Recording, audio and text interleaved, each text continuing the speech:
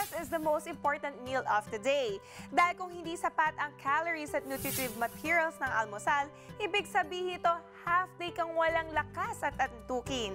Ang breakfast kasi ang nagbibigay sa atin ng lakas at energy sa buong araw. Nakakatulong rin itong makaiwas ng sakit tulad ng ulcer. Ayon nga sa author ng librong 100 Ways to Live to 100 na si Dr. Roger Henderson, ang mga taong umaabot sa edad ng 100 ay madalas kumakain ng healthy breakfast.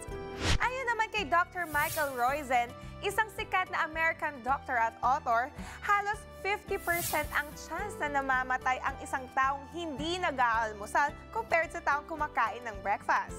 Ano nga ba ang mga masustansyang kainin sa umaga? Narito ang ilang sa mga pwede niyong kainin. Oatmeal. Bukod sa pagpapababa ng kolesterol, nagbibigay rin ng dagdag energy para sa inyong pang-araw-araw na gawain ang pagkain ng oatmeal sa umaga. Itlog. Ang itlog ay masustansya at magandang kainin sa almusal. Ayon sa Journal of the American College of Nutrition, ang mga taong kumakain ng itlog sa almusal ay mas busog ang pakiramdam. Gulay at prutas. Mataas sa vitamins, minerals at fiber ang gulay at prutas kaya ito ay nakabubusog sa kaunting calories lamang. Gatas. Masasabing ang gatas ay kumpletong pagkain dahil ito ay may protina, carbohydrates at fats. Kaya tandaan, kung gusto nyong maging masigla ang katawan at isipan all day, kumain ng healthy breakfast.